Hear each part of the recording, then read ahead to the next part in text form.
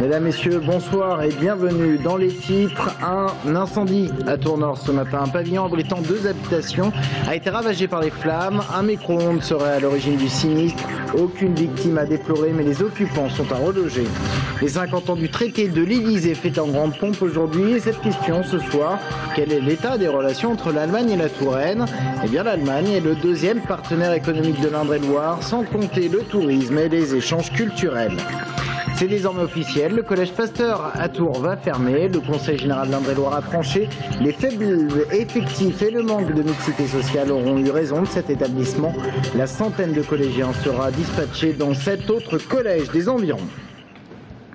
Dans l'actualité, ce nouvel incendie d'habitation, cette fois-ci à Tours-Nord vers 9 h ce matin, concernait un pavillon regroupant 2 habitations. À l'origine du sinistre, vraisemblablement un problème de micro-ondes. Pas de victimes, mais 3 habitants sont à reloger. Les précisions, Romain Delville, Emma Melgar. C'est un feu de micro-ondes qui est à l'origine de l'incendie qui a ravagé ce pavillon de la rue Berthier au quartier de l'Europe. Appelés aux environs de 9 h 10, 24 sapeurs-pompiers d'Indre-et-Loire sont intervenus. À leur arrivée, le feu s'était propagé au pavillon mitoyen. Si les dégâts matériels sont importants, personne n'a été blessé ni intoxiqué. Il y a eu une propagation assez rapide, pour peu qu'il y avait des éléments combustibles proches du micro-ondes. Et comme vous l'avez souligné, si la personne n'avait pas d'extincteur pour commencer l'extinction, rapidement il y a eu une propagation à l'ensemble du bâtiment. Une fois le feu maîtrisé et éteint, les pompiers ont procédé au déblaiement de ce qui pouvait être sauvé chez les voisins. Le couple sera relogé dans sa famille, tout comme la dame dont le four à micro-ondes a pris feu. Sa fermeture était prévisible, largement prévisible. C'est désormais officiel. Le Conseil général d'Indre-et-Loire a tranché. Le collège Pasteur du quartier du Sanitas à Tours va bien fermer.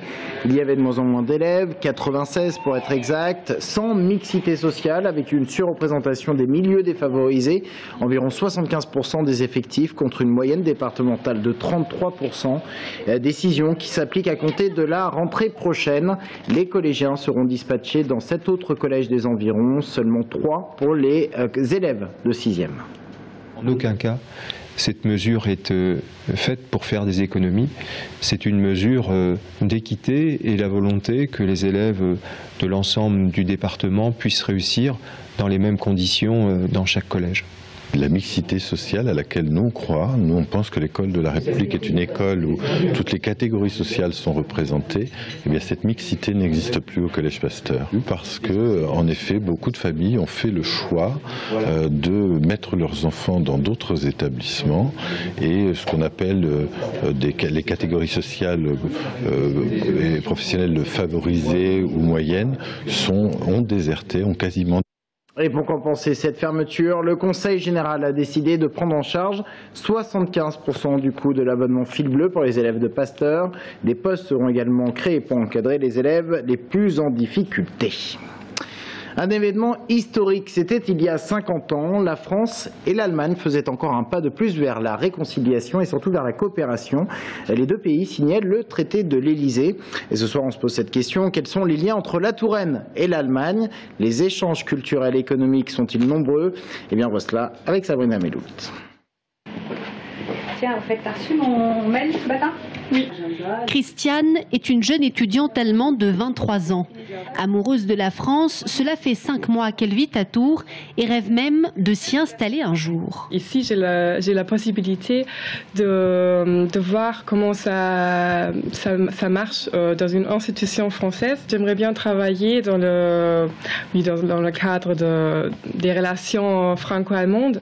Entre les Français et les Allemands, c'est donc toujours une histoire d'amour. Pourtant, après quelques années de désintérêt pour l'apprentissage de la langue dans les écoles, le marché de l'emploi, lui, demande de plus en plus aux Français de maîtriser l'allemand.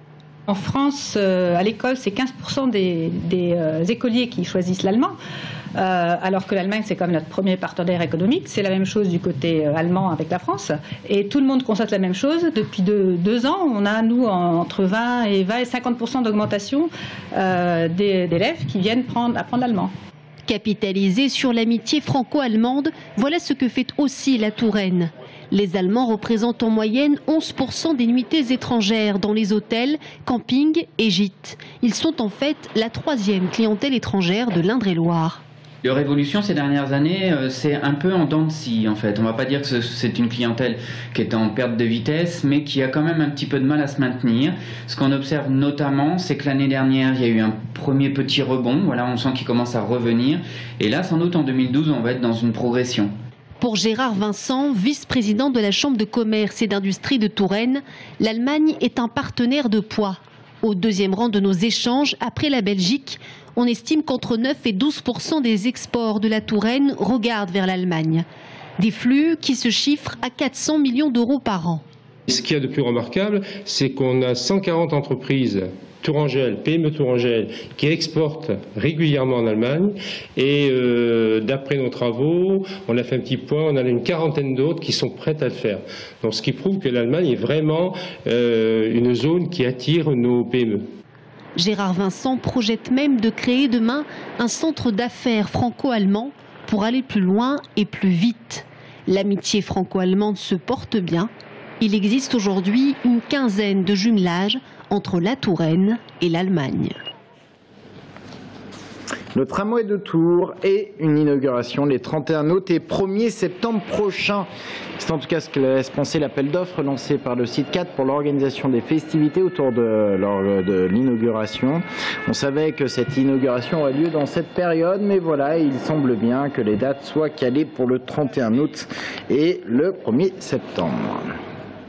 La santé et le cancer du col de l'utérus. Il tue chaque année 1000 femmes en France, 40 en région centre, d'où l'importance de se faire dépister. Seulement voilà, la Sécu ne prend en charge que 65% du coût, le reste étant à la charge des mutuelles. D'où cette idée de la Ligue contre le cancer d'Indre-et-Loire en association avec les pharmaciens du département, prendre en charge ces 35% pour toutes celles qui n'ont pas de mutuelle. Jérôme Alain. Dépister et vacciner pour prévenir le cancer du col de l'utérus. C'est bien l'objectif du syndicat des pharmaciens d'Indre-et-Loire, du centre de coordination des dépistages des cancers et de la Ligue contre le cancer, qui lance une grande opération de sensibilisation auprès des publics en difficulté économique. Aujourd'hui, un vaccin coûte 360 €, remboursé à hauteur de 65% par l'assurance maladie, le reste par la mutuelle, mais 10% de la population n'a pas de complémentaire santé et c'est bien ce public que souhaitent toucher les 3 partenaires de l'opération. Nous avons noté depuis le début des campagnes de vaccination un infléchissement. On estime que pour l'instant, entre un tiers et la moitié des jeunes filles simplement ont lancé une vaccination.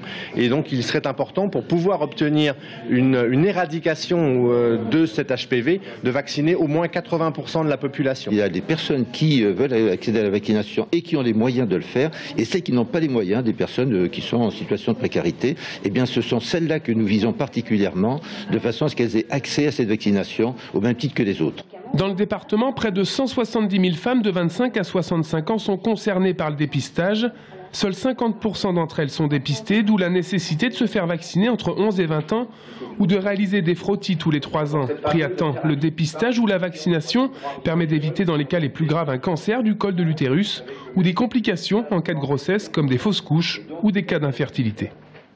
Les lapins maintenant, c'est tout mignon, mais ils pullulent notamment au bord de cours d'eau, la Loire ou le Cher, avec des dégâts importants et un risque pour les digues de protection. Et des battues administratives sont donc organisées de temps à autre. Exemple, vendredi dernier à Saint-Pierre-des-Corps, Anaïs Michaud était sur place. Pour certains, les lapins de Garenne sont tout mignons avec leurs grandes oreilles et leurs petites queues blanches.